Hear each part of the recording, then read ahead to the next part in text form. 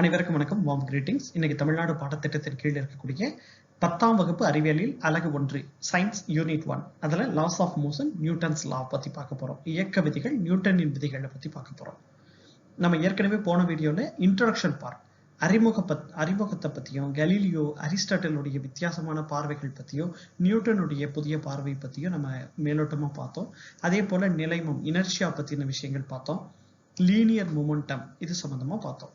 அப்ப இந்த பிரசன்டேஷனை பொறுத்தவரையிலும் இப்ப போன இன்ட்ரோடக்ஷன் ஸ்லைட்ல என்னென்ன பார்த்தோமோ அதை மேலோட்டமாக வேகமா பார்த்துட்டு அடுத்தது நியூட்டன் லாக்குள்ள போக போறோம். ஃபோர்ஸ் அண்ட் மோஷன், விசை மற்றும் இயக்கம். இதுல அரிஸ்டாட்டில், கலீலியோ, நியூட்டன். அரிஸ்டாட்டில் என்ன சொல்லியிருக்காருன்னா, natural state of bodies at rest, புவிசார் பொருள்களின் இயற்கையான நிலை எல்லாமே ஓய்வு நிலையே அப்படின்னு சொல்லியிருக்காரு. கலீலியோ கொஞ்சம் வித்தியாசப்படுத்தி இல்ல ஓய்வு நிலையிலும் இருக்கும், இல்ல ஒரு சீரான ஒரு இயக்கத்திலையும் இருக்கும். அதாவது motion at a constant velocity. So natural state of bodies is at rest or in motion at constant velocity. புவிசார் பொருள்கள் ஓய்வு நிலையிலோ சீரான இயக்க நிலையிலோ இயங்கும்னு கலீலியோ சொல்லியிருக்காரு. நியூட்டன் என்ன பண்ணாருன்னா, கலீலியோட பார்வையை அப்படியே எக்ஸ்டெண்ட் பண்ணாரு. extended Galileo's ideas and summarized in 3 laws of motion, ஒரு 3 விதிகளாக மாற்றுகிறார். இப்ப கலீலியோவின் கருதுகோளை பின்பற்றி இயக்க விதிகளை 3ஆக தொகுத்து வழங்கினார் நியூட்டன். இப்ப அரிஸ்டாட்டிலை பொறுத்தவரையிலும் எல்லா பொருளும் ஓய்வு நிலையில் இருக்கும்னு பார்த்தோம் இல்லையா? அதுக்கு பேர் இயற்கையான இயக்கம்னு சொல்றாரு. ஓய்வு நிலைக்கு கொண்டு வர புறவிசை எதுவுமே தேவையில்லை. அப்படி இயங்கும் பொருட்களை இயற்கையான இயக்கம்னு சொல்றாரு. அப்படி ஒருவேளை ஓய்வு நிலைக்கு கொண்டு வர ஏதாவது புறவிசை தேவைப்பட்டுச்சுன்னா அதுக்கு இயற்கைக்கு மாறான இயக்கம்னு வரையறுக்கிறாரு. அதே போல ஒரு முக்கியமான கருத்து சொல்லியிருந்தாரு,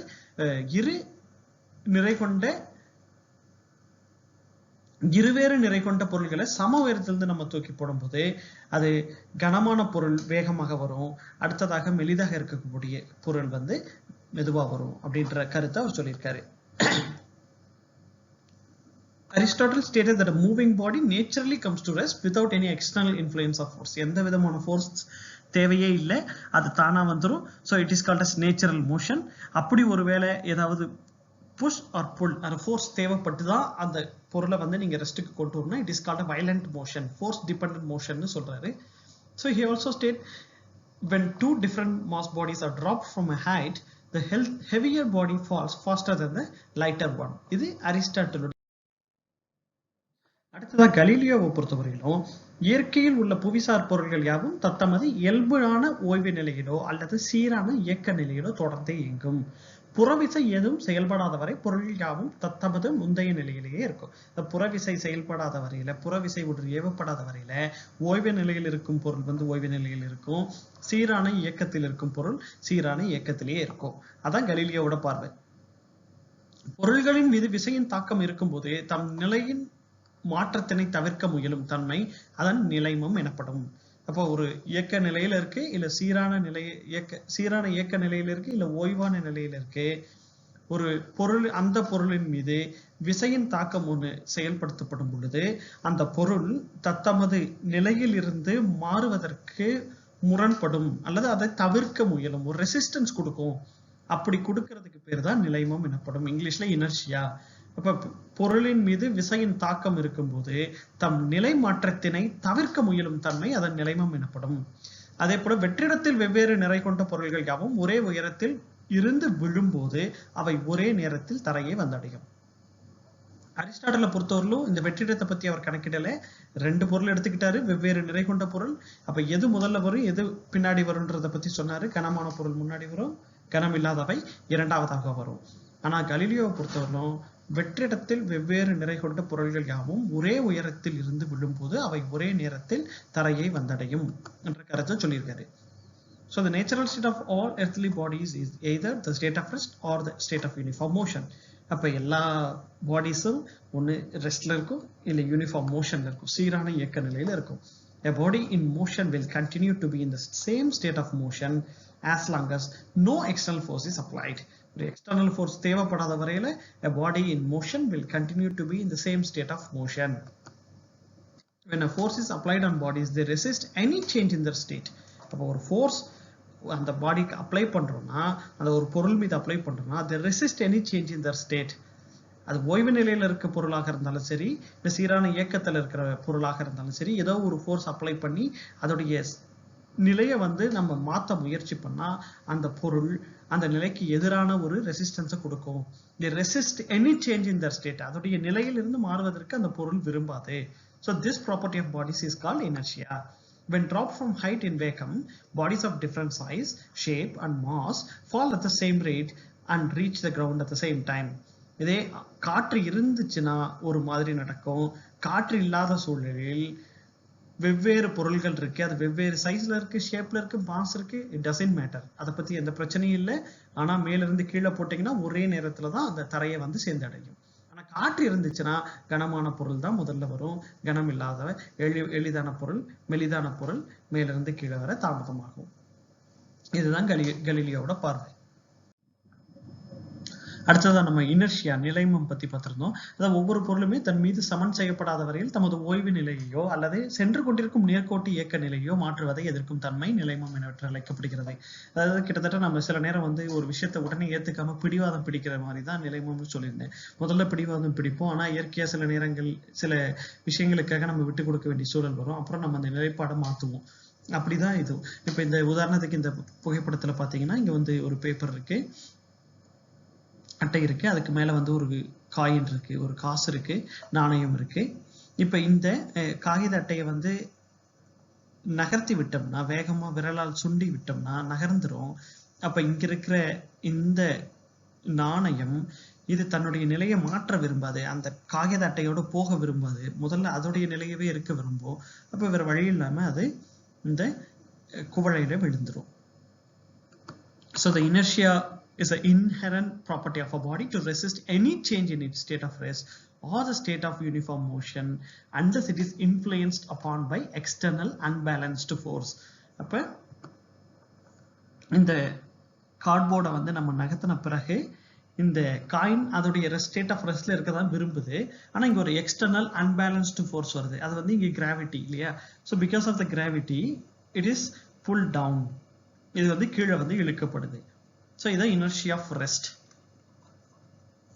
ஓய்வில் நிலைமம். அப்ப வேற என்ன பார்த்தோம், நிலைமங்களுடைய டைப்ஸ் வகைகள் பார்த்தோம். Inertias, type of inertias, right. Inertia of rest ஒன்று, the resist of body to change its state of rest. ரெஸ்ட்ல இருக்கிறது வந்து ரெசிஸ்ட் பண்ணும் அதோடைய ஸ்டேட்டை வந்து சேஞ்ச் பண்றதுக்கு. அதாவது ஓய்வில் நிலைமம், நிலையாக உள்ள ஒவ்வொரு பொருளும் தமது ஓய்வு நிலை மாற்றத்தை எதிர்க்கும் பண்பு ஓய்வில் நிலைமம் எனப்படும். The inertia of motion என்ன, the resistance of body to change its state of motion. ஏற்கனவே ஒரு மோஷன்ல இருக்கிறோம், நகர்தல்ல இருக்கும், அந்த நகர்தல் தன்மையிலிருந்து நம்ம உடனே மாறுவதற்கான கால அவகாசம் பிடிக்கும், இல்லை ஒரு ரெசிஸ்டன்ஸ் முதல்ல கொடுப்போம், அந்த ரெசிஸ்டன்ஸ் தான் inertia of motion. இயக்கத்தில் நிலைமம், இயக்க நிலையில் உள்ள ஒரு பொருள் தமது இயக்க நிலை மாற்றத்தை எதிர்க்கும் பண்பு இயக்கத்தில் நிலைமம் எனப்படும். Inertia of direction, the resistance of body to change its direction of motion is called inertia of direction. திசையில் நிலைமம், இயக்க நிலையில் உள்ள ஒரு பொருள் இயங்கும் திசையிலிருந்து மாறாது திசை மாற்றத்தினை எதிர்க்கும் பண்பு திசையில் நிலைமம். இந்த மூணுத்துக்குமான பட உதாரணம் கூட பார்த்தோம். அதாவது when you vigorously shake the branches of tree, அதாவது கிளைகளில் உலுக்கிய பின் மரத்திலிருந்து கீழே விழும் இலைகள், பழுத்த பின் விழும் பழங்கள்லாம் இதுக்கு உதாரணம். இப்ப நம்ம வேகமா மரத்தை வந்து நகர்த்துறோம் இல்லையா, வேகமா ஆட்டும் பொழுது அது வந்து ஒரு கிளையில இருக்கக்கூடிய இலையாகட்டும் அல்லது பழங்கள் ஆகட்டும், லீவ்ஸ் ஆர் ஃப்ரூட்ஸ் எதுவாக இருக்கட்டும், அது தன்னுடைய நிலையிலிருந்து நகர விரும்பாது.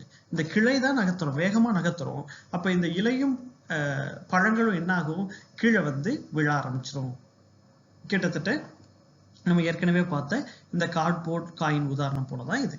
இப்போ இனர்ஷியா ஆஃப் ரெஸ்ட் அதோடைய எக்ஸாம்பிள்ல இந்த காயின் உதாரணமும் இந்த கிளை மரக்கிளைகள் இருந்து உதிரும் இலைகள் பழங்கள் போன்ற உதாரணத்தையும் நம்ம எடுத்துக்கலாம்.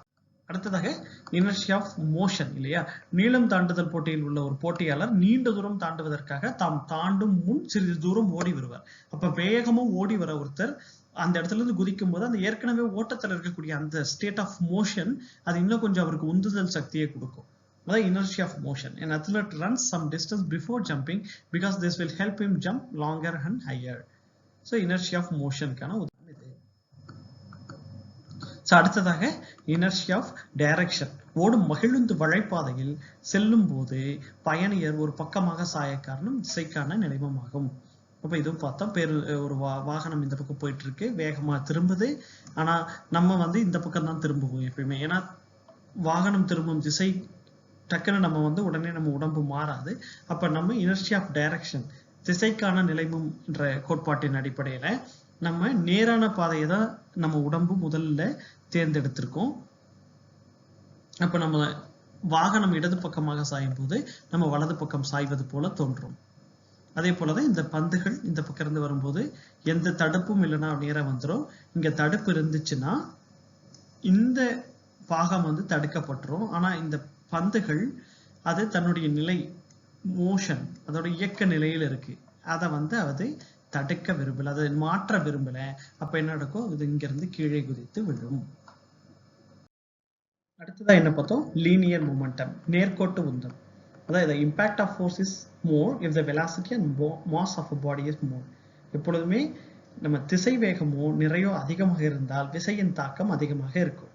அப்ப அதோடைய ஃபார்முலா படி பார்த்தீங்கன்னா உந்தம் என்பது நிறை பெருக்கல் திசை வேகம்.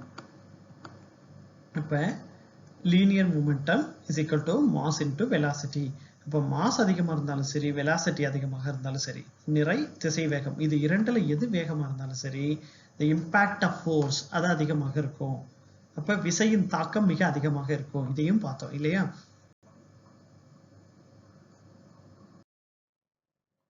இவ்வளவு நேரம் பார்த்தது எல்லாமே போன வீடியோடைய ஒரு ரிவிஷன் போலதான் பார்த்தோம். இப்பதான் இந்த வீடியோக்கான முழு பாடத்துக்கு வரப்போறோம். அது நியூட்டன்ஸ் லா ஆஃப் மோஷன். அதுல முதல்ல நியூட்டன்ஸ் ஃபர்ஸ்ட் லா, நியூட்டனின் முதல் விதி.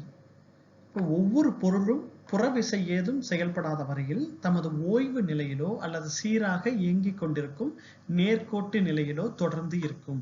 இதை நம்ம ஏற்கனவே பார்த்தோம், கலீலியோ சொன்னதா இல்லையா? இதை இவர் 3 பிரிவுகளா பிரிச்சு 3 விதிகளா உருவாக்கியிருக்காரு. எக்ஸ்டெண்டட் கலீலியோஸ் வியூன்னு நம்ம ஏற்கனவே பார்த்தோம். கலீலியோட கருதுகோளை இவர் நியூட்டன் என்பவர் கொஞ்சம் மேம்படுத்தி தான் 3 விதிகளா பிரிச்சிருக்காருன்னு பார்ப்போம். அப்ப முதலாவது விதி கிட்டத்தட்ட கலீலியோ சொன்னது போலதான், ஒவ்வொரு பொருளும் புறவிசை ஏதும் செயல்படாத வரையில் தமது ஓய்வு நிலையிலோ அல்லது சீராக இயங்கிக் கொண்டிருக்கும் நேர்கோட்டு நிலையிலோ தொடர்ந்து இருக்கும். இவ்விதி விசையினை வரையறுக்கிறது.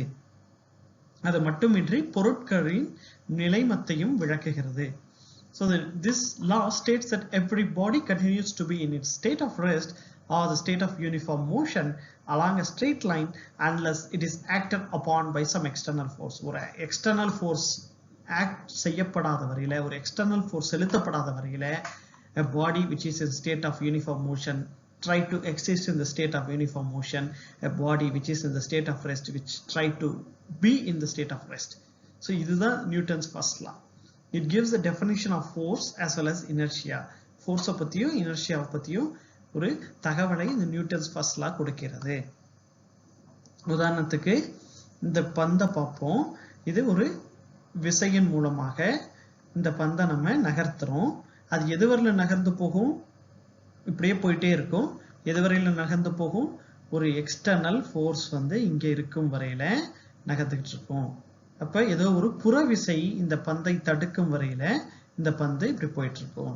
இன்னொரு புறவிசை இருக்கு, கிராவிட்டி. அதை இப்போதைக்கு இந்த இடத்துல கன்சிடர் பண்ணல.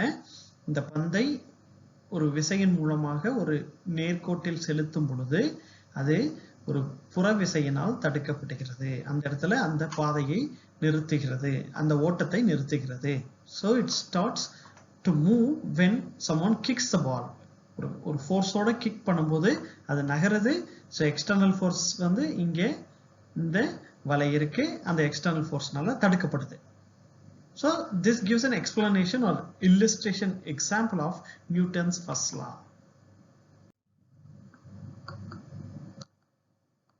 இன்னொரு உதாரணம் பார்த்தீங்கன்னா, இப்ப 300 கிலோகிராம் எடையுள்ள ஒரு பொருள் இருக்கு, 30 கிலோ எடையுள்ள ஒரு பொருள் இருக்கு. அப்ப இதை நகர்த்துவது மிக எளிது, இதை நகர்த்துவது மிக கடினம். அப்ப இங்க மாஸ் வந்து மிக முக்கியம். நீங்க எவ்வளவு ஃபோர்ஸ் கொடுக்குறீங்களோ, அது எவ்வளவு மாஸை நோக்கி கொடுக்குறீங்களோ அதை பொறுத்துதான் அந்த நகர்த்துதல் இருக்கும். அதுக்காக தான் இந்த உதாரணம். ஸோ இதுக்கு நிறைய ஃபோர்ஸ் தேவை, இதுக்கு குறைவான ஃபோர்ஸ் தேவை சம அளவில் நகர்த்துறதுக்கு.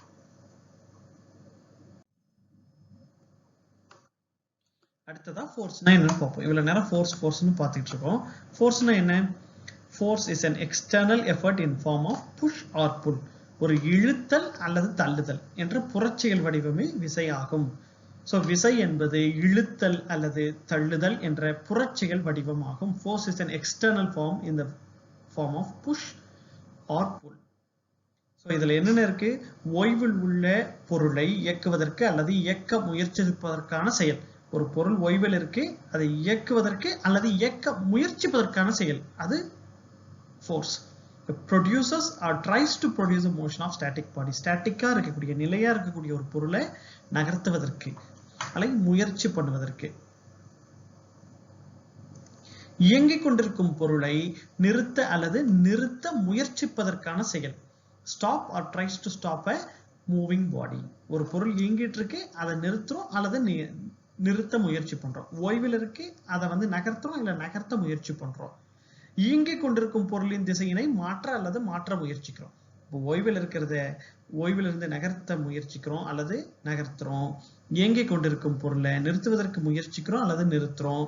இயங்கிக் கொண்டிருக்கும் பொருள் ஒரு திசையில மாத்தணும் இல்ல மாத்த முயற்சி பண்றோம். இது எல்லாமே விசையுடைய கணக்குல தான் வரும்.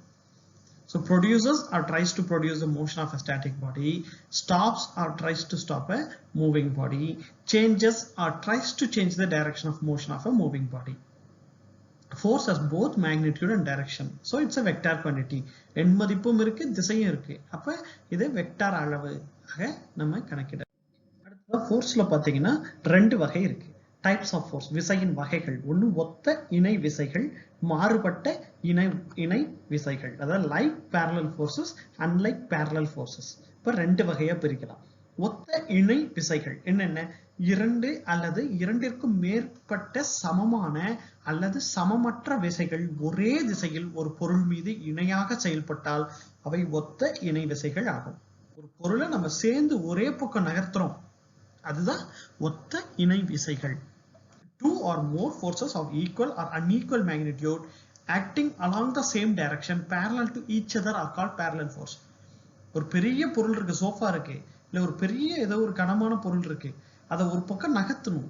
நம்ம நிறைய பேர் சேர்ந்து நகர்த்துறோம், ஆனா நிறைய ஃபோர்ஸை விதவிதமா கொடுக்கிறோம், ஆனா ஒரே டைரக்ஷன்ல கொடுக்கிறோம். So it acts parallel to each other. அதனால இது parallel forces. அதுவே if two or more equal forces or unequal force act along opposite direction. இப்ப இன்னொரு பக்கம் என்ன, ஒரு கயிறை பிடிச்சி இழுக்கிறோம், ரெண்டு பக்கம் இருந்து ரெண்டு விதமான ஃபோர்ஸ்ல இழுக்கிறோம். It is in opposite direction parallel to each other. So these are called unlike parallel forces. இரண்டு அல்லது இரண்டிற்கும் மேற்பட்ட சமமான அல்லது சமமற்ற விசைகள். அந்த ரெண்டு பக்கம் ரெண்டு எதிர் திசையில இழுக்கிறது சமமான விசைகளாகவும் இருக்கலாம், சமமற்ற விசைகளாகவும் இருக்கலாம். ஆனா இருவேறு திசைகளில் இழுக்கிறோம். இப்ப கயிறு இழுத்தல் போட்டியெல்லாம் பாத்தீங்கன்னா குழுவாக ஒரு பக்கம் இருந்து இழுப்போம், இன்னொரு குழு இன்னொரு பக்கம் இழுக்கும். அப்ப சமமற்ற விசை தான் இங்க செயல்படுது. சமமா இருந்துச்சுன்னா சமமா இருக்கும் வரையில் அந்த நகர்வே நகராது. சமமற்றதா இருந்துச்சுன்னா எந்த பக்கம் அதிக விசை இருக்கோ அந்த பக்கம் இழுக்கப்பட்டுரும். அப்ப இரண்டு அல்லது இரண்டிற்கும் மேற்பட்ட சமமான அல்லது சமமற்ற விசைகள் எதிர் திசையில் ஒரு பொருள் மீது இணையாக செயல்பட்டால் அவை மாறுபட்ட இணை விசைகள் என்று அழைக்கப்படுகின்றன. இப்ப புத்தகத்தில் இருக்க உதாரணம், இப்ப ஃபோர்ஸ் 1, ஃபோர்ஸ் 2 ரெண்டும் ஒரே ஒரு பொருளை ஒரே திசையில நகர்த்த முயற்சி பண்ணுது. So parallel forces acting in the same direction. இப்ப like parallel forces. அப்ப இதோடைய ஒட்டுமொத்த டோட்டல் ஃபோர்ஸ் என்னவா இருக்கும்? F1 plus F2 இருக்கும். ஏன்னா ஒரே டைரக்ஷன்ல ஒரே பாதையில நகர்த்துறோம். அதனால அதே parallel unequal forces are acting in opposite directionனா இந்த பக்கம் ஒரு ஃபோர்ஸ் ஆக்ட் ஆகுது, இந்த பக்கம் ஒரு ஃபோர்ஸ் ஆக்ட் ஆகுது. அப்ப இந்த பொருள் என்னவாக நகரும்? So the F என்னவா இருக்கு? F1 minus F2 if F1 is greater than F2. F1 அதிகமாக இருந்தால் F2 குறைவான ஃபோர்ஸ்ல இருந்துச்சுன்னா F1 மைனஸ் F2 ஆக இருக்கும். அப்ப இந்த total force total fours are net force எந்த பக்கம் அதிகமாக ஃபோர்ஸ் இருக்கோ அந்த பக்கம் நகர்ந்துரும். இதே F2 அதிகமாக இருந்து F1 குறைவாக இருந்துச்சுன்னா F2 minus F1. So F net is directed along the greater force. எந்த பக்கம் அதிக force இருக்கோ அந்த பக்கம் நகரும். So parallel equal forces are acting in opposite directions in the same line of action. F1 F2 equal இருக்கு.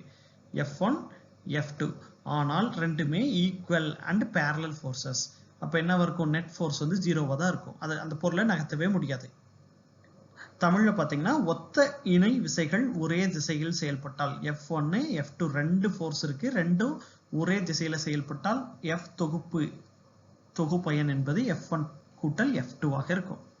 இதே சமமற்ற மதிப்புகள் கொண்ட இணை விசைகள் எதிரெதிர் திசையில் செயல்பட்டால் F1 அதிகமாக இருந்துச்சு, F2 குறைவா இருந்துச்சுன்னா F1 மைனஸ் F2 ஆக இருக்கும். இதே F2 அதிகமா இருந்தது, F1 குறைவா இருந்தா F2 மைனஸ் F1 ஆக இருக்கும். அப்ப F தொகுப்பயன், அந்த விசையின் தொகுப்பயன் என்பது விசையானது அதிக எண் மதிப்புடைய விசையின் திசையில் நகரும். எது அதிக மதிப்புடைய விசையாக இருக்கோ அந்த திசையில நகரும் அந்த பொருள்.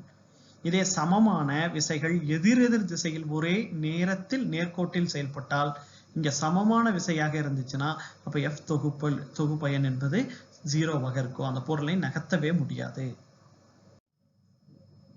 இப்ப இந்த புத்தகங்கள் கொடுத்த அதே உதாரணங்கள். Unlike parallel forces, tug of war. இப்ப இது unlike parallel forces. Unbalanced forces, action of lever. இது வந்து லைக் parallel forces, ஒரே பக்கம் தள்ளிட்டு போறோம், ஒரே திசையில் செயல்படும் ஒத்த இணை விசைகள். இது நெம்புகோலில் செயல்படும் விசை, அப்ப அன்பேலன்ஸ்டா இருக்கும். இப்ப எதிரெதிர் திசையில் செயல்படும் சமமற்ற இணை விசைகள் இதுக்கு உதாரணம். இது புத்தகங்களில் கொடுக்கப்பட்ட உதாரணங்கள். ரிசல்டன்ட் ஃபோர்ஸ் தொகுப்பயன் விசை அப்படின்னா, ஒரு பொருள் இருக்கு, பல்வேறு விசைகள் ஒரே நேரத்தில் அந்த ஒரே பொருள் மீது செயல்படுத்தப்படுதுன்னா அப்ப இந்த கூட்டு பலனால ஒரு விசை, ஒரு பொதுவான விசை உருவாயிருக்கும் இல்லையா? அப்ப ரெண்டு ஃபோர்ஸ் ஒரே டைரக்ஷன்ல சேர்ந்துச்சுனாலும் கூட F1 பிளஸ் F2வா இருக்கும். இல்ல ரெண்டு எதிர் திசையில் இருந்தா கூட F1 minus F2 or F2 minus F1 இருக்கும். இதெல்லாம் சேர்ந்த விசைகளினால ஒரு பொதுவான ஒரு விசை உருவாக, இல்ல தனித்த விசை, அதுக்கு பேர் தான் தொகுப்பயன் விசை என்று அழைக்கப்படுகிறது. அதாவது when several forces act simultaneously on the same body, ஒரே பொருள் இருக்கு, several multiple forces act simultaneously, ஒரே நேரத்தில் அது வந்து செயல்படுத்தப்படுது. அப்ப it can be represented by a single force after the combined effect of these multiple forces. இந்த multiple force உடைய combined effect நால உருவாகக்கூடிய தனித்த விசை single force which is termed as resultant force, தொகுப்பயன் விசை என்று அழைக்கப்படுகிறது. இதன் மதிப்பு செயல்படும் அனைத்து விசைகளின் வெக்டார் கூடுதலுக்கு சமமாகும். நம்ம ஃபோர்ஸ்னா என்னன்னு பார்த்தோம், இட்ஸ் a vector அப்படின்னு. Vector quantity is represented by magnitude and direction. அப்ப இந்த ரிசல்டன்ட் ஃபோர்ஸ் உடைய வெக்டார் சம்ன்றது இந்த எல்லா ஃபோர்ஸ் உடைய வெக்டார் குவாண்டிட்டியை நம்ம ஆட் பண்ணோம்னா அதுதான் இதோடைய வெக்டார் குவாண்டிட்டியா மாறும். விசைகளின் வெக்டார் கூடுதலுக்கு சமமானதாகும். எல்லா விசையுடைய வெக்டாரையும் கூட்டுவதால் உருவாகும் ஒரு ஒட்டுமொத்த கூட்டு விசை வெக்டர் தான் இந்த தொகுப்பயன் விசையுடைய குவாண்டிட்டி, அளவுகோல். இப்ப இந்த சோஃபாவை 2 பேர் தூக்குறாங்க, ஒருவேளை ஒரே திசையில் தூக்கிட்டு போனா இவர் ஒரு ஃபோர்ஸ் கொடுக்கலாம், இவர் ஒரு ஃபோர்ஸ் கொடுக்கலாம். இந்த ரெண்டுத்துடைய ஒட்டுமொத்த தொகுப்பயன் விசை தான் இது எவ்வளவு தூரம் எவ்வளவு நேரத்துக்குள்ள நகருன்றதை முடிவு பண்ணும். இப்ப ஒருவேளை இவங்களுடைய ஃபோர்ஸஸ் ஈக்குவலாக இல்லாம இருந்துச்சுன்னா, இல்ல எதிரெதிர் திசையில் இருந்துச்சுனாவோ இந்த பொருளை நகர்த்துவதில் இவர்கள் நகர்த்துவது போல இவர்களால் நகர்த்த முடியாது. அப்ப இது பத்தின தொகுப்பயன் விசைன்னு ஒண்ணு உருவாயிருக்குல்ல, resultant force because of their actions. இந்த 2 பேரு எந்த விதமான ஆக்ஷன் புரியுறாங்க அதுக்கு ஒரு தொகுப்பயன் விசை உருவாயிருக்கும். இந்த 2 பேர் எந்த விதமான ஆக்ஷன் புரியுறாங்க, செயல்படுறாங்க, அதை பொறுத்து ஒரு தொகுப்பயன் விசை உருவாயிருக்கும், ரிசல்டன்ட் ஃபோர்ஸ் உருவாயிருக்கும். அப்ப இந்த ரிசல்டன்ட் ஃபோர்ஸ் தான் இந்த சோஃபாவை நகர்த்த முடியுமா இல்லையா, எவ்வளவு தூரம் நகர்த்த முடியும், எந்த திசையில நகர்த்த முடியும்ன்றதை நிர்ணயிக்க கூடியதா இருக்கும். இந்த ரிசல்டன்ட் ஃபோர்ஸ் தொகுப்பயன் விசையை சமன் செய்யப்பட்ட விசைகளாகவும் பிரிக்கலாம், சமன் செய்யப்படாத விசைகள், அதாவது பேலன்ஸ்டு ஃபோர்ஸஸ் அன்பேலன்ஸ்ட் ஃபோர்ஸஸாகவும் பிரிக்கலாம். சமன் செய்யப்பட்ட விசைகள்னா தொகுப்பயன் விசையின் மதிப்பு சுழி எனில் பொருள் சமநிலையில் உள்ளதுன்னு அறியலாம். If the resultant force of all the forces acting on a body is equal to 0, then the body will be in a equilibrium. சமநிலையில் இருக்கும், ஈக்குலிபிரியத்தில் இருக்கும். எப்ப ரிசல்டன்ட் ஃபோர்ஸஸ், அந்த தொகுப்பயன்னு இருக்கக்கூடிய எல்லா ஃபோர்ஸ்னாலும் உருவாகக்கூடிய ஒரு சிங்கிள் ரெப்ரசன்டேட்டிவ் ஃபோர்ஸ் இருக்கு இல்லையா, ரிசல்டன்ட் ஃபோர்ஸ், அது அந்த பொருளின் மீது செலுத்தப்படும் போது அந்த ரிசல்டன்ட் ஃபோர்ஸ் 0வாக இருந்துச்சுன்னா, சுழியாக இருந்துச்சுன்னா, the body will be in equilibrium. அந்த பொருள் சமநிலையில் உள்ளதென அறியலாம். உதாரணத்துக்கு இந்த இதை நீங்க கவனிக்கலாம். இப்ப இது ரெண்டும் சமநிலையில இருக்கு அப்படின்னா ஈக்குலிபிரியத்தில் இருக்குன்னா என்ன அர்த்தம், ரிசல்டன்ட் ஃபோர்ஸ் இஸ் 0ன்னு அர்த்தம். அதே போலதான் இப்ப கயிறு இழுக்கிறாங்க, இவங்க ரெண்டு பேரும் ஒரே விதமான விசையை கொடுத்தாங்கன்னா இப்ப இந்த பொருள் அல்லது இந்த கயிறு நகராது, ஒரே மாதிரி தான் இருக்கும். So the resultant force of all the forces acting on a body is equal to 0. இன்னொரு உதாரணம் பாத்தீங்கன்னா, இந்த பலத்தை காட்டுற போட்டி நடத்துவோம் இல்லையா கையை வச்சு, அப்ப ரெண்டு பேரும் ஒரே விதமான பலத்துல இருந்தாங்கன்னா, ஒரே விதமான ஃபோர்ஸை கொடுத்தாங்கன்னா அவங்களால இன்ச்சு கூட நகர முடியாது, ஒரே பக்கம் தான் ரொம்ப நேரம் நின்றுட்டு இருப்பாங்க. யார் அதிக விசையை செலுத்துறாங்களோ அப்ப அவங்க அந்த பக்கம் நகர்த்த முடியும். இது சமன் செய்யப்பட்ட விசைகளுக்கு உதாரணம். சமன் செய்யப்பட்ட விசையில் தொகுப்பையின் விசை மதிப்பு சுழியாகத்தான் இருக்கும். The resultant force of all the forces acting on a body is equal தான் இருக்கும். So அப்படின்னா ஈக்குவலா 0வா தான் இருக்கும். அப்ப 0வா இருக்குன்னா என்ன அர்த்தம், இந்த பாடி will be in a equilibrium, சமநிலையில் உள்ளதுன்னு அறியலாம். அதே போலதான் இந்த உதாரணமும் சமமான அளவுல ஃபோர்ஸை கொடுத்துட்டோம், இந்த பொருள் நகராது, ஒரு இடத்துலதான் இருக்கும். இப்ப சமன் செய்யப்படாத விசைகள், அன்பேலன்ஸ்டு ஃபோர்ஸஸ், தொகுப்பையின் விசை மதிப்பு சுழியில் இல்லை, அப்ப இந்த ரிசல்டன்ட் ஃபோர்ஸ் வந்து 0வா இல்லை. அப்படி என்றில் அவை பொருட்களின் இயக்கத்திற்கு காரணமாக அமைகின்றன. அப்ப அன்பேலன்ஸ் ஃபோர்ஸஸ் இருந்தாதான் அந்த பொருள் நகரும். It causes the motion of a body. உதாரணத்துக்கு கிணற்றிலிருந்து நீர் எடுக்க செயல்படும் விசை, நெம்புகோலின் மீது செயல்படும் விசை, தராசு தட்டுகளில் செயல்படும் விசை.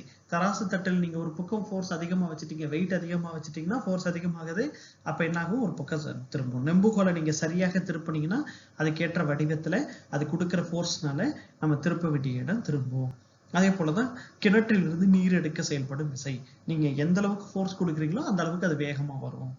இல்லைன்னா நீங்க ஃபோர்ஸ் கொடுக்கலன்னா உங்களுடைய ஃபோர்ஸ் இல்லாத பட்சத்துல அந்த கிணற்றிலிருந்து நீர் எடுக்கக்கூடிய அந்த வாளி வந்து ஒரு இடத்துலதான் இருக்கும். So the drawing water from a well, force applied with a crowbar, forces on a weight balance, இதெல்லாம் unbalanced forcesக்கான உதாரணங்கள். இதே போலதான் இந்த அன்பேலன்ஸ் ஃபோர்ஸ்க்கான ஒரு பட உதாரணம் பாத்தீங்கன்னா, இவர்கிட்ட அதிக ஃபோர்ஸ் இருக்கு, இவர்கிட்ட கம்மியான ஃபோர்ஸ் இருக்குன்னா இவர் இந்த பக்கம் எளிதா நகர்ந்துருவாரு. அப்ப அதே போலதான் இந்த பக்கமும் யார் வந்து அதிகமான ஃபோர்ஸை செலுத்துறாங்களோ அந்த பக்கம் இது சீசா பார் சாயும். தொகுப்பையின் விசைக்கு சமமான ஆனால் எதிர் திசையில் செயல்படும் ஒரு விசையானது பொருட்களை சமநிலைக்கு கொண்டு வர உதவுகிறது. இவ்விசையை எதிர் சமனி என்று அழைக்கப்படுகிறது. ஒரு தொகுப்பையின் விசைக்கு சமமான ஆனால் எதிர் திசையில் செயல்படும் ஒரு விசையானது. இப்ப நம்ம வெவ்வேறு விசை கொடுத்துட்டோம், அந்த தொகுப்பையின் வந்து அன்பேலன்ஸ்டா இருக்கு. அப்ப அன்பேலன்ஸ்ட் ஃபோர்ஸஸ்னால ஒரு பக்கம் அது நகர்ந்துருது அல்லது திரும்புது. அப்ப இந்த தொகுப்பையின் விசைக்கு சமமான ஆனால் எதிர் திசையில் செயல்படும் ஒரு விசையானது. அப்ப எதிர் திசையில இன்னொரு சமமான தொகுப்பையின் விசையை நீங்க செலுத்தினீங்கன்னா அந்த பொருளை சமநிலைக்கு கொண்டு வரலாம். இப்ப அதே அந்த சீஸ் ஆஃப் பார்ல எடுத்துக்கிட்டீங்கன்னா கூட, ஒருத்தர் மேல உட்கார்ந்து இருக்காரு, ஒருத்தர் கீழே இருக்காரு. அந்த விளையாட்டுல ஒரு பக்கம் பாரம் அதிகமாக இருக்கக்கூடிய, கனம் அதிகமா இருக்கக்கூடிய ஒரு மனிதரால் அது வந்து சாயும். இப்ப தொகுப்பையின் விசையால் வந்து அது ஒரு பக்கம் அதிகமாக விசை செலுத்தப்படுவதால் சாஞ்சிருச்சு. இப்ப நீங்க திரும்ப அது ஒரு சமநிலைக்கு கொண்டு வரணும்னா எதிர் திசையில் அதே சம அளவில் உள்ள தொகுப்பையின் விசையை வந்து நீங்க செலுத்தணும். அப்பதான் அது மறுபடியும் சமநிலைக்கு வரும். இவ்விசையை எதிர் சமனி, ஈக்குலிபிரண்ட் என்று அழைக்கப்படுகிறது. A system can be brought to equilibrium by applying another force which is equal to the resultant force in magnitude but opposite in direction. அப்போ ரிசல்டன்ட் ஃபோர்ஸ்னால உங்களுக்கு ஈக்குலிபிரியம் கெடுது, அது நகர்ந்துருது, சமநிலையில இல்லை. Either it is in state of ரெஸ்ட்ல இருந்து மோஷனுக்கு மாறிடுது, மோஷன்ல இருந்து வேற டைரக்ஷனுக்கு மாறுது, whatever may be, it's change it state. அப்ப அதை திரும்ப ஒரு சமநிலைக்கு கொண்டு வரணும், ஈக்குலிபிரியம் ஸ்டேட்டுக்கு நீங்க கொண்டு வரணும் அப்படின்னா a system can be brought to equilibrium by applying another force which is equal to the resultant force. அதே அளவுல resultant force இருக்கணும், பட் ஆப்போசிட் டைரக்ஷன்ல இருக்கணும். such force is called equilibrant, எதிர் சமனி என்று அழைக்கப்படுகிறது. இந்த உதாரணத்தை பார்த்தீங்கன்னா இது ஏற்கனவே சொன்னது போலதான் இந்த ஈக்குலிபிரண்ட் ஃபோர்ஸஸ் செயல்படுத்தப்படும் பொழுதுதான் இது சமநிலையில இருக்கும். இல்லைன்னா ஒரு பக்கம் ஃபோர்ஸ் அதிகமா இருந்து சாயும், அப்ப இந்த பக்கம் திரும்ப நீங்க மேல் எழுப்பி கொண்டு வரணும்னா இந்த பக்கம் ஒரு தொகுப்பயன் விசை செலுத்தணும், ரிசல்டன் ஃபோர்ஸ் கொடுக்கணும், சேம் மேக்னிடியூடா இருக்கணும், பட் ஆப்போசிட் டைரக்ஷன்ல இருக்கணும். ஒரே அளவுள்ள தொகுப்பயன் விசையா இருக்கணும், ஆனா எதிர் திசையில் இருக்கணும். அப்படிதான் இது. இதுதான் ரிசல்டன் ஃபோர்ஸ் ஈக்குலிபிரண்ட் எதிர் சமனிக்கான உதாரணம். அடுத்தது ரொட்டேட்டிங் எஃபெக்ட் ஆஃப் ஃபோர்ஸ், விசையின் சுழல் விளைவு பார்க்க போறோம். இப்ப நீங்க ஒரு கதவு இருக்கு, அந்த கதவு வந்து ஒரு தண்டு வழியாக செவர் அல்லது இந்த கதவை வந்து இணைச்சிருக்கும் இல்லையா? ஸோ இப்ப இது வந்து கீழ் ஹிஞ்சஸ்னு சொல்லுவாங்க அந்த இணைச்ச பகுதி. ஓகே, இப்ப இந்த தண்டு இப்படி இருக்கும் பொழுது இது இந்த தண்டை நீங்க இந்த இடத்துல இணைச்சு வச்சிருக்கிறதுனால அது அதை மையப்படுத்தி மட்டும்தான் சுழலும். இப்ப இதான் சுழற் புள்ளி. இப்ப இதான் சுழற் ஆக்சிஸ் ஆஃப் ரொட்டேஷன். இந்த ஆக்சிஸ் ஆஃப் ரொட்டேஷன் கதவில் உள்ள நிலையான இணைப்பு அச்சு அது. அப்ப இதை நோக்கி மட்டும்தான் சொல்லணும். அப்படி இருக்கும் பொழுது இந்த சுமையை சுமக்கும் இந்த கதவை போன்ற ஒரு பெரும் சுமையை இதோடு இணைச்சிருக்கும். அப்ப நீங்க இங்க வந்து நீங்க அந்த கதவு திறப்ப வைக்கிறதுக்கும் இங்க வைக்கிறதுக்கும் இந்த பகுதியில இந்த விளிம்பு பகுதியில வைக்கிறதுக்கும் வித்தியாசம் இருக்கு. அப்ப விசை செலுத்தும் தாக்கம் வந்து விளிம்பு பகுதியை நோக்கி நீங்க அந்த கைப்பிடியை வச்சாதான் அதிகமாக இருக்கும். அப்ப அதான் சொல்லுங்க, தண்டொன்றின் ஒரு முனையை தரையிலோ அல்லது சுவரிலோ நிலையாக பொருத்தி மறுமுனையில் தண்டின் தொடுகோட்டின் வழியே விசை செலுத்தப்பட்டால், மறுமுனையில அதோடைய தொடுகோட்டு வழியாக விசை செலுத்தப்பட்டால் தண்டானது நிலை புள்ளியை மையமாக வைத்து சுழலும். அப்போ ஒரே ஒரு நிலையான ஒரு புள்ளியை மையமா வச்சுதான் அது சுழலும். இப்புள்ளி சுழற்புள்ளி எனப்படும். அதாவது பாயிண்ட் ஆஃப் ரொட்டேஷன், அந்த ஒரு புள்ளியை மையப்படுத்தி அந்த சுழற்சி இருக்கும், சுழற்புள்ளி. அப்ப தண்டு வந்து இந்த ஆக்சிஸ் ஆஃப் ரொட்டேஷன் சுழல் அச்சை மையப்படுத்தி ஒட்டுமொத்தமாக அந்த சுழல் வினையை நிகழ்த்தும். இப்ப அதை இங்கிலீஷ்ல பார்த்துருவோம். So rotating effect of force. Have you observed the position of handle in a door? It is always placed at the edge of the door and not at some other place. Why it is so? Have you tried to push a door by placing your hand closer to the hinges or a fixed edge? இந்த ஹிஞ்சஸ்லயோ இல்ல இந்த closest to edge இந்த இடத்த வச்சோ நீங்க கதவை வந்து ஒருவேளை எதையா வச்சு இழுக்க முடியுமா? என்ன பண்ண முடியும்? ரொம்ப கஷ்டமா இருக்கும் இல்லையா? The door can be easily opened or closed when you apply the force at a point far away from the fixed edge. இப்ப இது வந்து fixed edge-ஆ இருக்கு, இந்த பக்கம் வந்து it can be open, it's a open edge. அப்ப நீங்க இந்த force எப்ப வந்து அதிகமா இருக்கும்னா இந்த fixed edge-ல இருந்து far away point-ல நீங்க ஒரு ஃபோர்ஸ் கொடுக்கக்கூடிய ஒரு சின்ன கருவியோ சின்ன பொருளோ வச்சிருந்தாதான் இதை வந்து திறக்க முடியும். So this turning effect of an applied force is more when the distance between the fixed edge and the point of application of force is more. இந்த distance அதிகமாக இருக்கும் பொழுதுதான் அது வந்து சுழலும். The axis of fixed edge about which the door is rotated is called axis of rotation. So இந்த அச்சு இருக்கு இல்லையா, so இந்த மையப்படுத்தி இந்த அச்சை மையப்படுத்தி தான் இந்த டோர் வந்து அந்த தண்டு வந்து சுழலும். அப்படி அதனால அதுக்கு பேர் axis of rotation. So we can say fix one end of rod to the floor or wall and apply a force at the other end tangentially. Tangentially-னா அந்த ஃபோர்ஸ் வந்து ஒரு தொடுகோட்டின் வழியாக, நம்ம அடுத்த ஸ்லைட்ல அந்த உதாரணமும் பார்ப்போம், தொடுகோட்டின் வழியாக அந்த ஃபோர்ஸை நீங்க அப்ளை பண்றீங்க. The rod will be turned about the fixed point that is called point of rotation. அப்ப ஒரு fixed point, ஒரு மையப்படுத்தப்பட்ட ஒரு புள்ளியை வச்சுக்கிட்டு அது சுழன்று வருவதால that is called point of rotation அப்படின்னு சொல்றாங்க. ரைட்? ஸோ இந்த உதாரணம் பாருங்க. இந்த கதவு இப்படி சில கதவுகள் நீங்க இந்த ஷாப்பிங் மால்ல பார்த்துருப்பீங்க. இப்போ ஒருத்தர் வந்து இங்க ஒரு ஃபோர்ஸ் கொடுக்குறாரு, அப்படி கொடுத்தா கதவு இந்த பக்கம் திரும்பும். அதே போல தான் இந்த பக்கம் இருந்து வரவர் வந்து இப்படி ஒரு ஃபோர்ஸை கொடுப்பாரு, ரைட்? ஸோ இது வந்து இந்த இடத்துல ஒரு தண்டு வச்சிருந்தீங்கன்னா அது வந்து ஒரு ஃபிக்ஸ்டு எட்ஜா இருக்கும். So the axis of rotation is down to this, right? So இதை நோக்கி ஆக்சிஸ் ஆஃப் ரொட்டேஷன் இருக்கு. அவர் இந்த இடத்துல கதவை ஃபோர்ஸ் அப்ளை பண்றதுக்கும் இந்த இடத்துல அப்ளை பண்றதுக்கும் எப்பயுமே கடினமா இருக்கும் இந்த கதவை நகர்த்துவதற்கு. ஆனா இந்த எட்ஜில் நகர்த்துனீங்கன்னா, அதே போல இந்த எட்ஜ் இந்த விளிம்புல நகர்த்தினா கொஞ்சம் இந்த கதவை திறப்பதற்கு எளிதாக இருக்கும். அப்ப அந்த தண்டோடைய மைய புள்ளியிலிருந்து நல்ல விலகின ஒரு எவ்வளவுக்கு எவ்வளவு தூரமா இருக்கோ அந்த இடத்திலிருந்து தொடுகோட்டின் வழியாக, அப்ப ஃபோர்ஸ் இஸ் அப்ளைடு. இப்போ உதாரணத்துக்கு இது இந்த சுழற்சி முறை இப்படி வச்சுக்கிட்டீங்கன்னா the force can be applied இந்த தொடுகோட்டின் வழியாக, the tangential force இந்த பகுதி.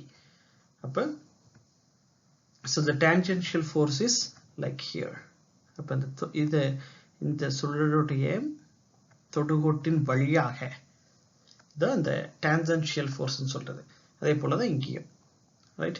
The force is applied and the door can be opened here. இந்த கதவை இந்த பெண் இங்கே கொடுக்கும் இந்த விசையின் வழியாக இந்த கதவு திறக்கப்படுது. இங்க இருக்கிற தண்டு வந்து அதற்கு ஏற்ற வகையில் சுழல்கிறது.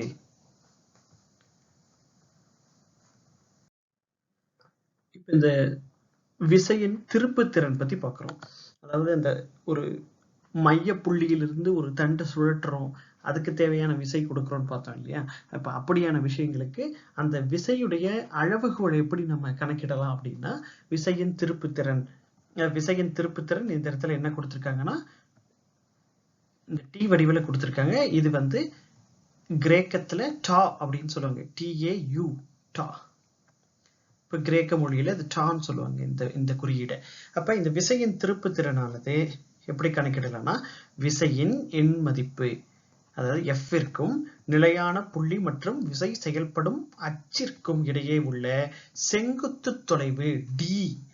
அதாவது ஒரு புள்ளி இருக்கு, நீங்க ஒரு அச்சிலிருந்து விசை செலுத்துறீங்க, இப்ப இதோடைய செங்குத்து தொலைவு இந்த D.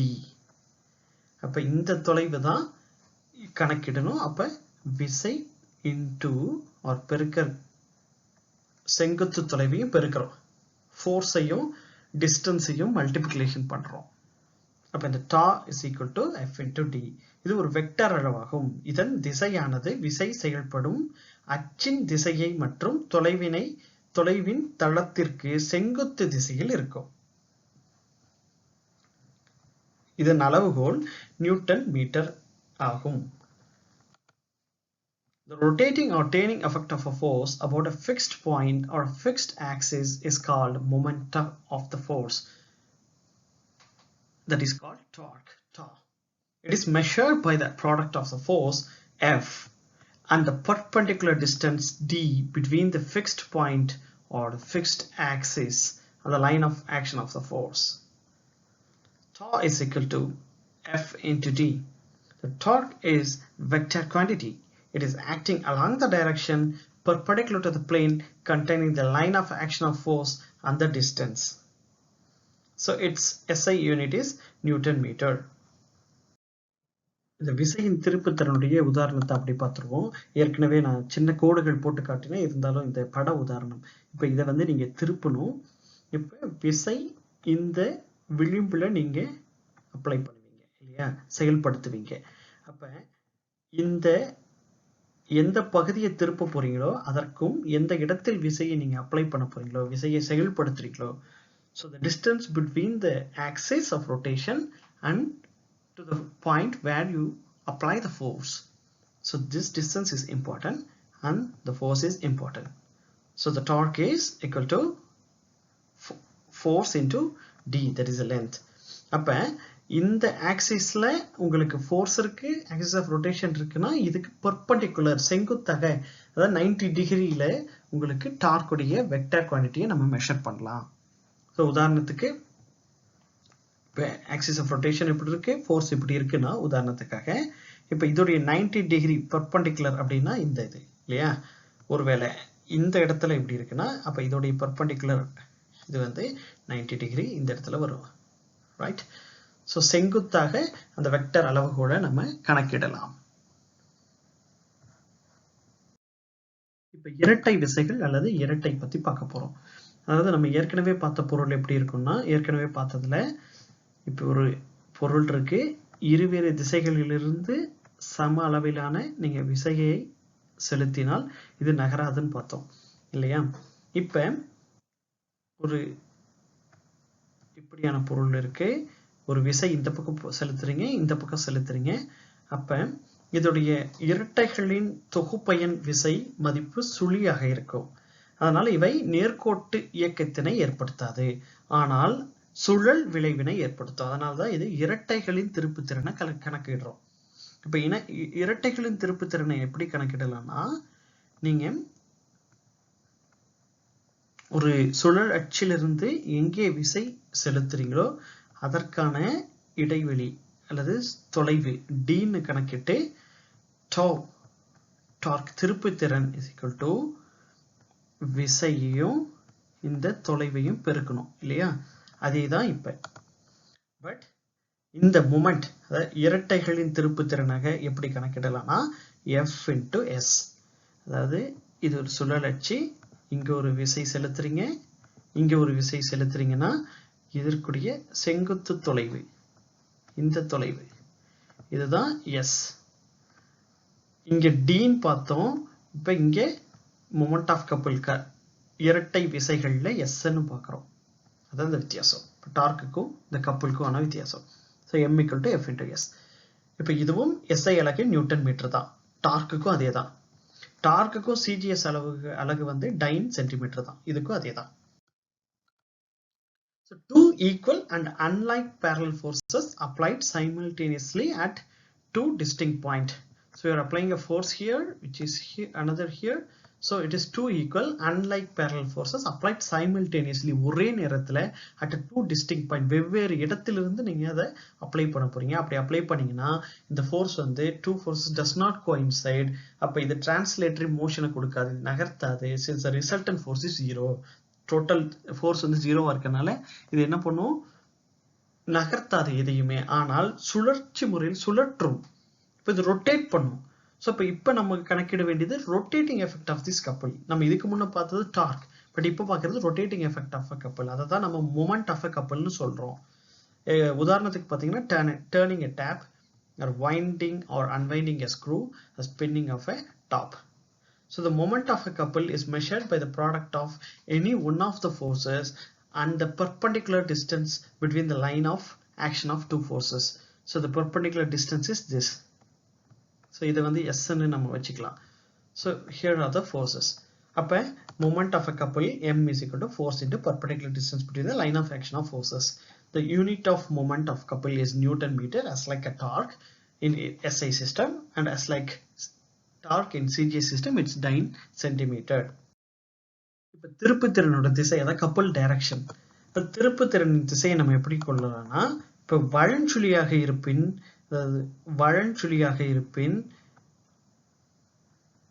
எதிர்குறியாகவும் இடஞ்சுழியாக இருப்பின் நேர்குறியாகவும் கொள்ளலாம். Right? So if the direction of a moment of force or couple is taken as positive, if the body is rotated in an anti-clockwise direction, if it is rotated in an anti-clockwise direction, it is positive, and if it is rotated in a clockwise direction, it is negative. Right? இப்ப இந்த கப்பல் டைரக்ஷனோட இன்னொரு உதாரணம் பாத்தீங்கன்னா car ஓட்டுறது. So you apply one force here, you apply another force in another direction. So அப்பதான் அந்த இந்த சுழல் புள்ளியிலிருந்து இது சுழலும். Right? The application of torque பார்ப்போம். விசையின் திருப்புத்திறன் செயல்படும் சில எடுத்துக்காட்டுகள். உதாரணத்துக்கு கியர் ஒன்று இருக்கு. கியர்ன்றது என்ன? பற்சக்கரங்கள். பற்சக்கரங்கள் என்ன? வட்டப்பரப்பின் விளிம்புகளில் பல் போன்று மாற்றம் செய்யப்பட்ட அமைப்புகள் ஆகும். பல் போன்று மாற்றம் செய்யப்பட்ட அமைப்புகளா இருக்கக்கூடியது நம்ம கியர்னு சொல்றோம், பல் சக்கரம் சொல்றோம். இந்த பற்சக்கரங்களின் மூலம் திருப்பு விசையினை மாற்றி இயங்குகின்ற வாகன சக்கரங்களின் சுழற்சி வேகத்தை மாற்றலாம். அப்ப இந்த பற்சக்கரங்களுடைய திருப்பு விசையை மாற்றினா இயங்குகின்ற வாகன சக்கரங்களுடைய சுழற்சி வேகத்தை மாற்ற முடியும். மேலும் திறனை கடத்துவதற்கும் பற்சக்கரங்கள் உதவுகின்றன. A gear is a circular wheel with teeth around its rim. It helps to change the speed of rotation of a wheel by changing the torque and helps to transmit power. For example, இது ஒரு உதாரணத்துக்காக தான் இதை போட்டிருக்கேன், புத்தகத்துல இல்லை. இப்போ நீங்க இதுக்கான விசையை செலுத்தினா போதும், இதோடைய சுழற்சி விசையின் மூலமாக இது பெரிய பற்சக்கரம் சுழல தொடங்கும். இப்ப இதுக்கு கொடுக்கிற விசை மிக குறைவாக இருக்கும் ஒப்பீட்டளவுல. இதுக்கு நேரடியா நீங்க ஒரு வேலை கொடுத்தீங்கன்னா, அதற்காக தான் இதை வச்சு விசையை செலுத்தி இதனுடைய சுழற்சி மூலமாக இதை சுழற்ற செய்யலாம். அடுத்த உதாரணம் சீசாப்ளை, ஏற்ற பலகை. இப்போ நம்ம சின்ன வயசுல இருந்தே நிறைய ஏற்ற பலகை விளையாடி இருப்போம். இப்போ இவர் ஒரு எடையில இருக்காங்க, இவங்க ஒரு எடையில இருக்காங்கன்னா, இந்த எடை அதிகமா உள்ளவர்னால இவர் அதாவது இந்த எடை குறைவா இருக்கிற மேல போயிடுவாரு, எடை அதிகமா இருக்கவங்க கீழே வந்துருவாங்க. ஆனா இந்த எடை அதிகமாக இருக்கவங்க இந்த ஆதார புள்ளி பிவோட் பாயிண்ட், இந்த ஆதார புள்ளியை நோக்கி நகர்ந்து வந்தாங்கன்னா, அப்படி நகரும் பொழுது இந்த விசை செயற்படும் தூரம் குறையும். அப்போ உங்களுக்கு டார்க்கோட ஃபார்முலா மறுபடியும் ஞாபகம் வச்சுக்கோங்க, F into d. அப்ப இந்த டிஸ்டன்ஸ் குறைய குறைய இப்ப டார்க் அது குறைய ஆரம்பிக்கும், திருப்பு விசையோட செயல்பாடு குறைய ஆரம்பிக்கும். அப்ப இது எடை குறைவான நபரானவர் எடை அதிகமான நபரை தூக்க வழிவகை செய்கிறது. Most of you have played on seesaw. Since there is difference in weight of the person sitting on it, the heavier person lifts the lighter one easily. So the heavier person lifts the lighter ones easily. But when you consider the pivot point and when the heavier person comes closer to this, the distance will be decreased. The distance for the line of action of force is decreased. Because of this formula, the lighter person now lifts heavier person because of the torque reduction, right? So this is second உதாரணம். இப்போ மூணாவது உதாரணம் steering wheel, திருப்பு சக்கரம். மிக வலுவான மகிழுந்து மற்றும் பார உந்துனா லாரி, மிக வலுவான மகிழுந்து மற்றும் பார உந்துகளின் சக்கரங்களின் திசையினை குறைவான திருப்பு விசை கொண்டு எளிதில் மாற்ற திருப்பு சக்கரம் உதவுகிறது. ஸோ உங்களுக்கு இது ஒரு ஸ்டியரிங். இப்போ இந்த ஸ்டியரிங்கை நீங்க லைட்டா திருப்பினா போதும், மிக பாரம் அதிகமா இருக்கிற இந்த சக்கரத்துடைய திசைகளை உங்களால மாற்ற முடியும். A small steering wheel enables you to maneuver a car easily by transferring a torque to the wheels. Because of the torque it gives to the wheel through the steering wheel control or steering wheel, so it can be easily drifted or easily rotate or easily diverted from the point of action. Principles of movements, திருப்பு திறன்களின் தத்துவம். இப்போ ஒரு பொருள் இருக்கு, அது சமநிலையில இருக்கு. அப்ப ஒரு ஃபோர்ஸ் இந்த பக்கம் ஆக்ட் ஆகுது, இன்னொரு ஃபோர்ஸ் இந்த பக்கம் ஆக்ட் ஆகுது. இந்த ஃபோர்ஸ்னால இடஞ்சொலி திருப்புத்திறனும் இந்த ஃபோர்ஸ்னால வலஞ்சொலி திருப்புத்திறனும் உருவாகுது.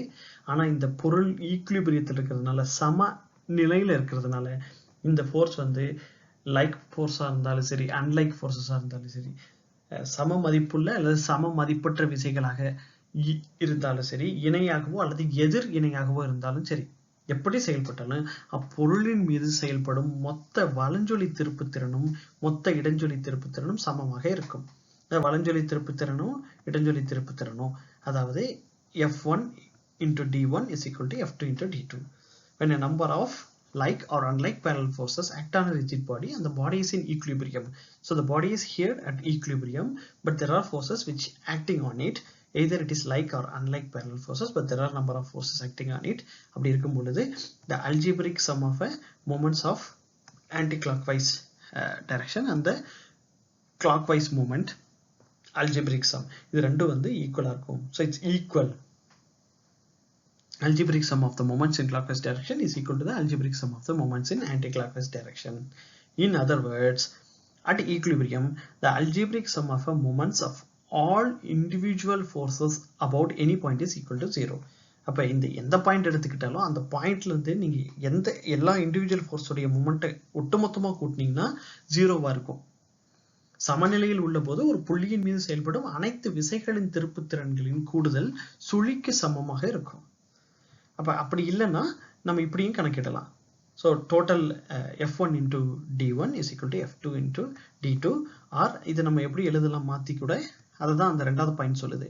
Algebraic sum of moments of all individual forces about any point is 0 அப்படின்னு சொல்லுது. நமக்கு F1 into D1 இருக்கு. இப்போ நம்ம ஏற்கனவே பார்த்தோம் clockwise movement வந்து clockwise directionல வரக்கூடியது நெகட்டிவ்ல இருக்குன்னு சொல்லியிருக்கோம். இப்போ இது நெகட்டிவா வச்சுக்கிட்டோம்னா so F2 into D2 சரி இதுதான் நெகட்டிவா இருக்கும். அப்போ இது நெகட்டிவா இருக்கும், இது பாசிட்டிவா இருக்கும். அப்படி இருக்கும்பொழுது டோட்டல் வந்து 0. ஸோ clockwise மூமெண்ட் வந்து உங்களுக்கு F2 into D2 அது மைனஸ்ல இருக்கு, இது வந்து பிளஸ்ல இருக்கு, அப்போ 0 இருக்கு. அப்படின்னா in other words that is at equilibrium the algebraic sum of moments of all individual forces about any point is equal to 0. இது வலஞ்சுழி திருப்புத்திறன் is equal to இடஞ்சுழி திருப்புத்திறன். வலஞ்சுழி திருப்புத்திறனும் இடஞ்சுழி திருப்புத்திறனும் சமமா இருக்கும். Moment in clockwise direction is equal to moment in anti-clockwise direction. So உங்களுக்கு வேறு ஏதாவது கேள்விகள் இருந்துச்சுன்னா ஸோ asankalvi@gmail.com அனுப்புங்க, நான் பதில் சொல்கிறேன். நன்றி, வணக்கம். நன்றி, தமிழ்நாடு பள்ளிக்கல்வித்துறை.